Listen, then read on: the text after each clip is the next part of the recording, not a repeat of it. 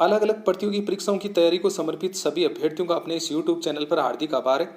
साथियों, राजस्थान अध्ययन की श्रृंखला में लगातार चौथा पार्ट लेकर आपके समक्ष प्रस्तुत हैं और इस पार्ट में भी संपूर्ण राजस्थान अध्ययन के पहलुओं को समाहित किया गया है। प्रश्न पत्र का लेवल साधारण तैयारी करने वाले अभ्यर्थियों के लिए नहीं है, तो कृपया वे अपना समय है इस वीडियो पर बर्बाद नहीं करें। तो शुरू करते हैं आज के इस प्रश्न पत्र को, जिसमें सबसे पहले फैक्ट्स दिया गया है वो इस प्रकार से है कि इसमें एक तरफ आभूषणों के नाम दिए गए हैं, दूसरे तरफ अंगों के नाम हैं जो शरीर से संबंधित हैं कि कौन सा आभूषण है किस अंग में पहना जाता है उसके बारे में है।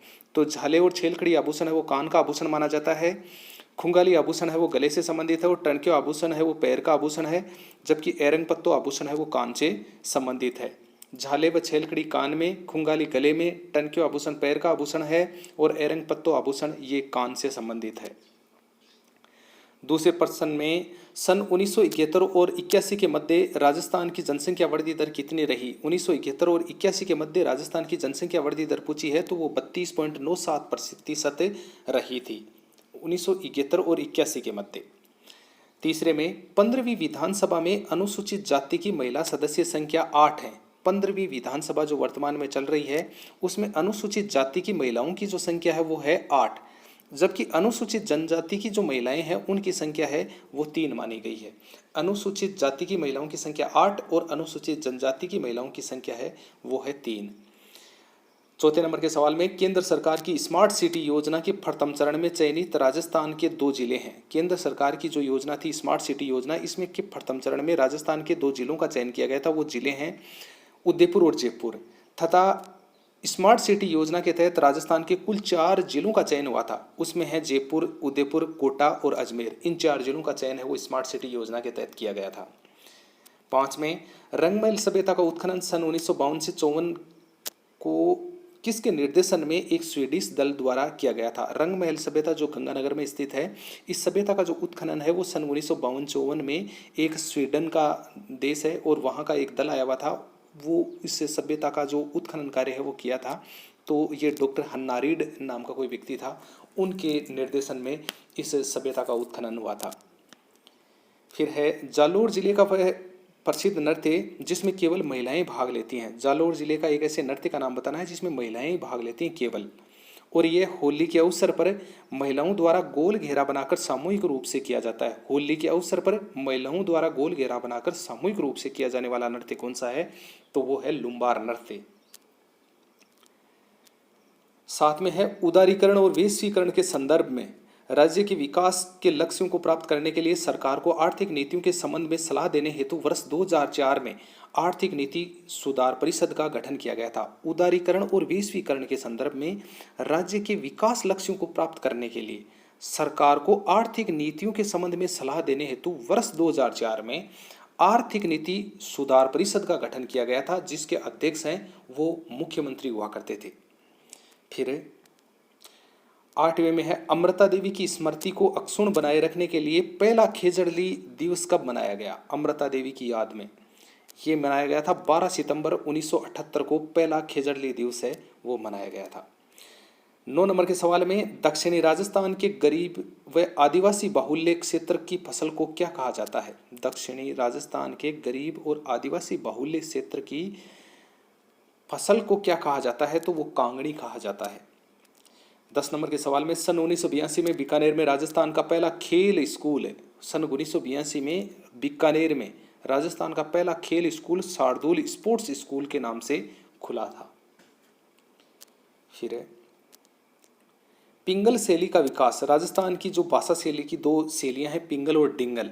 इसमें पिंगल शैली का जो विकास है वो सोरसेनी अपभ्रंश से हुआ था और डिंगल शैली का विकास है वो गुजरी अपभ्रंश से।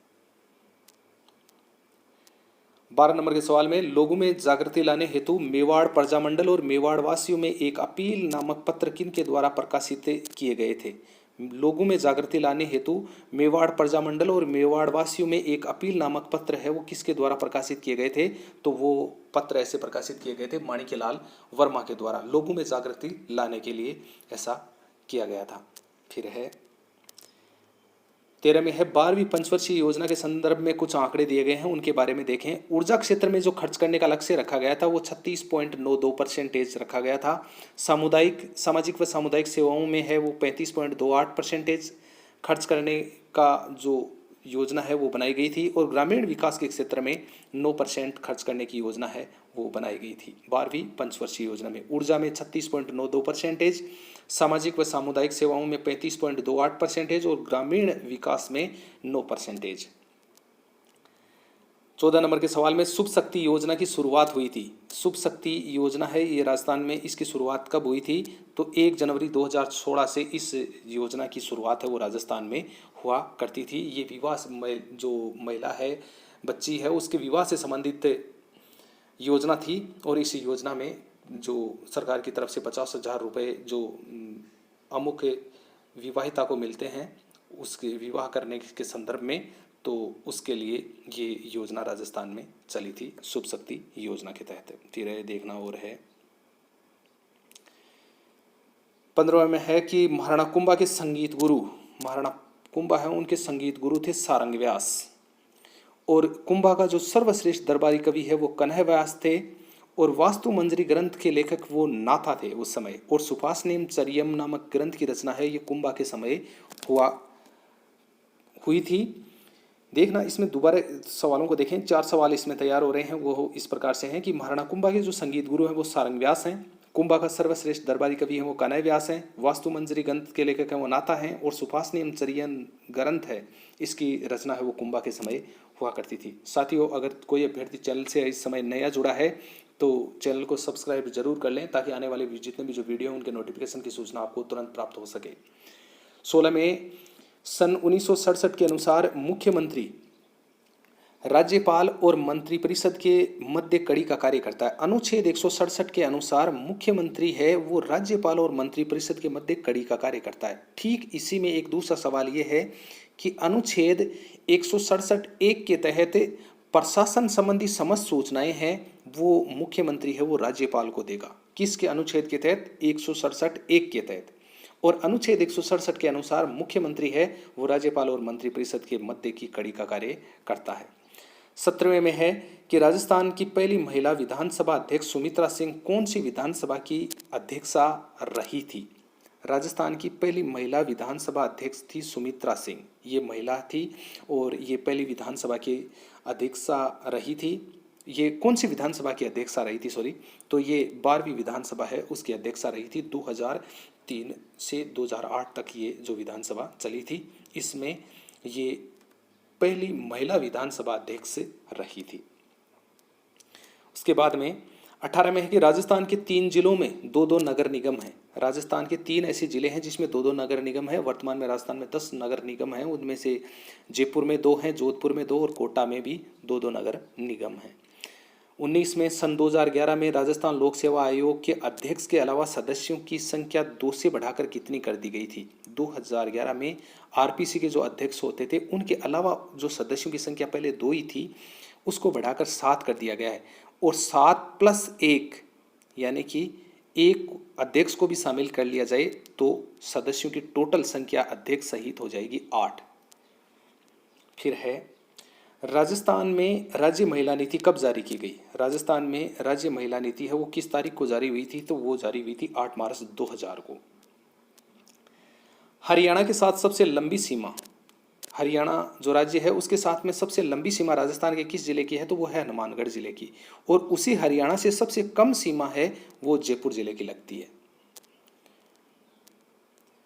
22 में है उदयपुर की पिछोला झील में गिरने वाली नदियां कौन सी हैं? उदयपुर की जो पिछोला झील है उसमें गिरने वाली नदियां हैं वो कौन कौन सी हैं? तो सीसारम्मा और बुजड़ा नदी हैं, ये 2 इस प्रकार की नदियां हैं जो पिछोला झील में गिरती हैं। 23 में मीना मंच, सरकारी स्कूलों में एक कार्यक्रम है मीना मंच, उसके बारे में बताया गया है कि कौन कौन से कथन हैं वो सही हैं। इसमें देखना कक्षा 6 से 8 की बालिकाओं में सामाजिक जागरूकता लाने हेतु मीना मंच का गठन किया गया है सरकारी स्कूलों में। इसमें 20 बालिकाओं और 6 बालकों का एक समूह है और हर वर्ष 24 सितंबर को मीना मंच का पुनर्गठन किया जाता है और विद्यालय में बीच में छोड़ देने वाली छात्राओं को प्रेरित भी इस योजना के तहत किया जाता है। ये मीना मंच योजना है इसमें। फिर 24 में है कि एक तरफ वनस्पति दूसरी वनस्पति के नाम दिए हुए हैं कि कौन सी वनस्पति है वो कहाँ, उसका क्या क्या नाम है वनस्पतिक रूप से।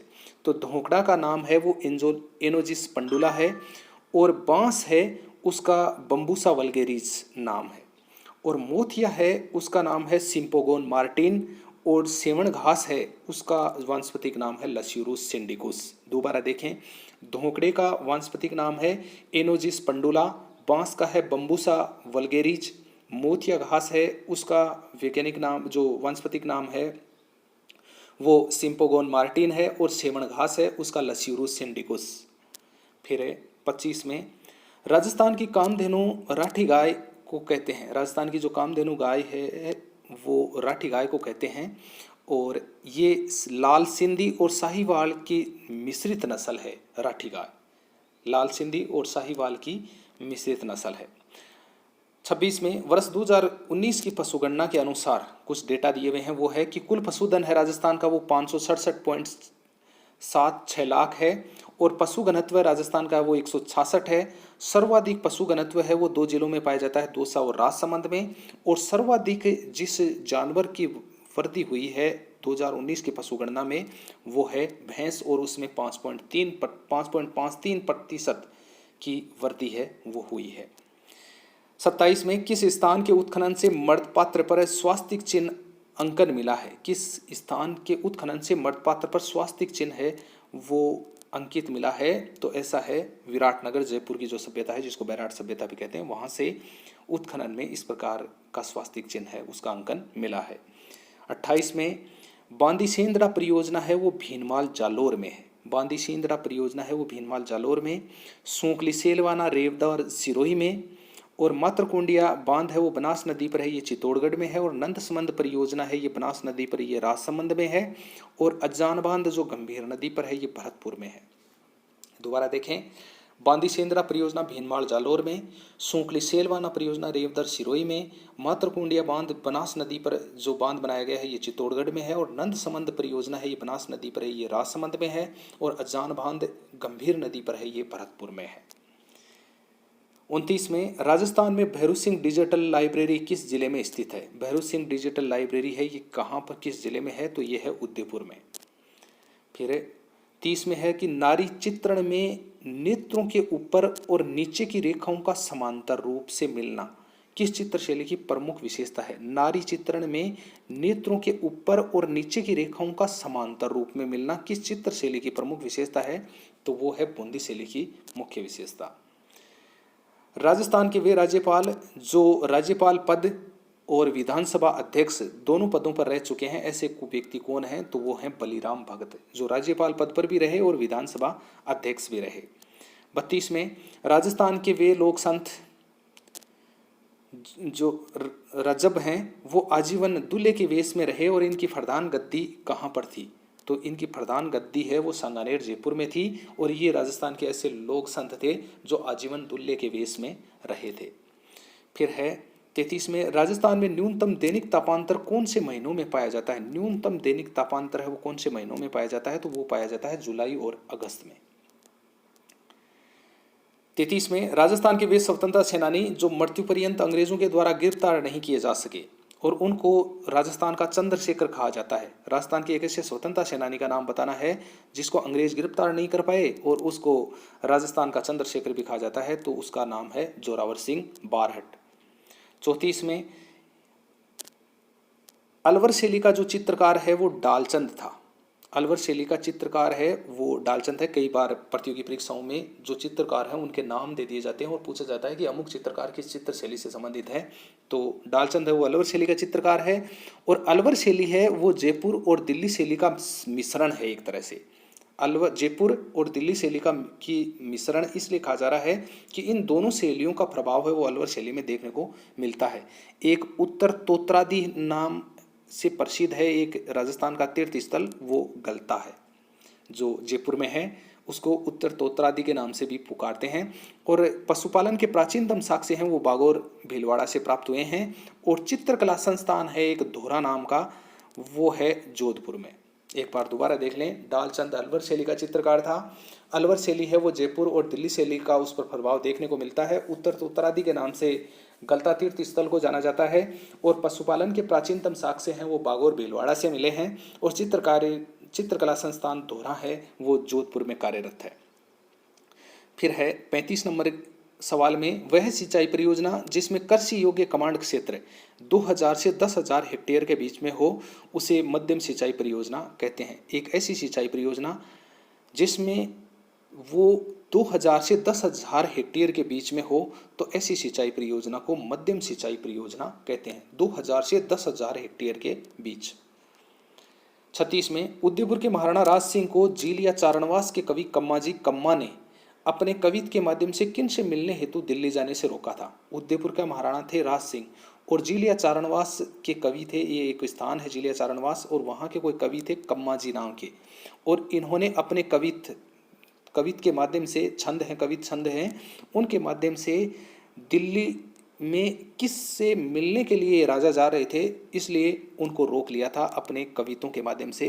तो वो महाराणा राज सिंह है, वो औरंगजेब से मिलने के लिए जा रहे थे, तो उनसे मिलने के लिए इस कवि ने महाराणा राज सिंह को रोका था। 37 में बीकानेर के चित्रकार अपने चित्रों पर अपना नाम और तिथि लिख दिया करते थे, परंतु मेवाड़ और मारवाड़ के चित्रकार ऐसा नहीं करते थे। बीकानेर के चित्रकार हैं वो अपने चित्रों पर अपना नाम भी लिखा करते थे और तिथि भी लिख दिया करते थे, परंतु मेवाड़ और मारवाड़ के चित्रकार ऐसा नहीं किया करते थे। फिर है राजस्थान की वह संगीत जीवी जाति जिसका नाम वाद्य यंत्र के नाम पर पड़ गया था, तो वह जाति ऐसी कौन सी है। एक ऐसी संगीत जीवी जाति है जो उसका नाम ही वाद्य यंत्र पर पड़ गया, तो वो ढोली जाति है, इसीलिए उसका नाम ढोल वाद्य यंत्र है उसी पर पड़ गया, इसीलिए उसको ढोली जाति के नाम से भी पुकारते हैं।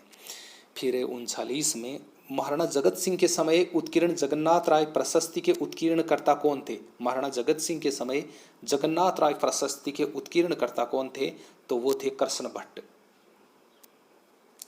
फिर है 40 में कुछ केंद्र दिए गए हैं और उनके नाम, कौन से केंद्र कहाँ पर हैं इसके लिए देखना। राठी गाय है वो शोध केंद्र है, वो अनूपगढ़ गंगानगर में है, और कोंकरेज गाय प्रजनन केंद्र है ये चोटन बाड़मेर में है। चारा बीज उत्पादन केंद्र मोहनगढ़ जैसलमेर में है।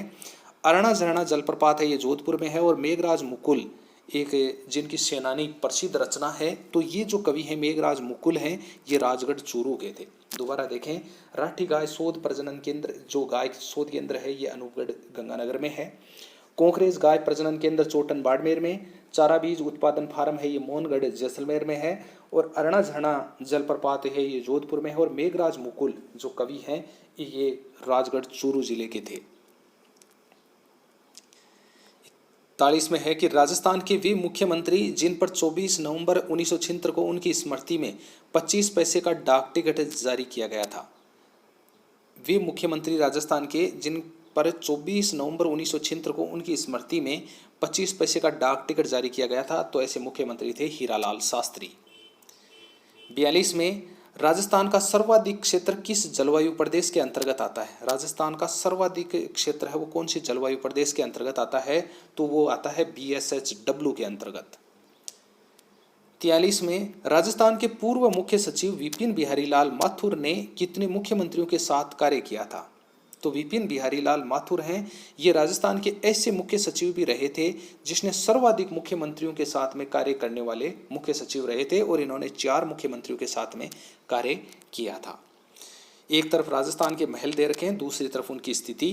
तो पुष्पक महल है वो रणथंभौर में है, खातर महल चित्तौड़गढ़ में, बिजोलाई महल है ये जोधपुर में बने हुए हैं, और सुजान महल है ये तारागढ़ अजमेर में है। पुष्पक महल रणथंभौर में, खातर महल चित्तौड़गढ़ में, बिजोलाई के महल हैं ये जोधपुर में हैं, और सुजान महल है ये तारागढ़ अजमेर में है। 45 में एक तरफ नदियां हैं और दूसरी तरफ उनके उद्गम स्थल दे रखे हैं। तो जमाई नदी है उसका उद्गम स्थल गोरिया गांव पाली है, और कालीसील नदी है वो सपोटरा करौली से निकलती है, और साबी नदी है वो सेवर की पहाड़ियाँ जयपुर से निकलती हैं, और जाखम नदी है वो छोटी सादड़ी प्रतापगढ़ से निकलती है। जमाई नदी है वो गोरेगांव पाली से, कालीसील नदी सपोटरा करौली से, और साबी नदी है वो सेवर पहाड़ियाँ हैं जयपुर की, और जाखम नदी है वो छोटी सादड़ी प्रतापगढ़ से निकलने वाली नदियाँ हैं। 46 में कौन सी विधानसभा को भंग कर राजस्थान में फटतंबार मध्यावधि चुनाव करवाए गए थे। कौन सी ऐसी विधानसभा थी उसको भंग करके फटतंबार मध्यावधि चुनाव करवाए गए थे, तो 6वीं विधानसभा थी 1980 वाली, उसको भंग करके पहली बार मध्यावधि चुनाव है वो करवाए गए थे। 47 में लोकायुक्त का कार्यकाल निर्धारित नहीं है, वह राज्यपाल के प्रसाद पर्यंत अपने पद पर कार्य करता है। लोकायुक्त का कार्यकाल है वो कोई निश्चित नहीं है और राज्यपाल है कि प्रसाद पर्यंत वो अपने काम, अपने जो कार्य है उसको लगातार वो करता हुआ रहता है। तो इसका कार्यकाल, लोकायुक्त का कार्यकाल राजस्थान में कोई निश्चित नहीं है। 48 में है कि राजस्थान में प्रथम बार राष्ट्रपति शासन, राजस्थान में पहली बार जो राष्ट्रपति शासन है वो सन 1967 में लगाने का प्रमुख कारण क्या था, कि क्यों कारण, क्या ऐसा कारण था कि जिसकी वजह से राजस्थान में राष्ट्रपति शासन लगा था। तो विधानसभा चुनाव में किसी भी दल को स्पष्ट बहुमत नहीं मिलना, इस वजह से राजस्थान में सन 1967 में पहली बार राष्ट्रपति शासन है वो लगाया गया था।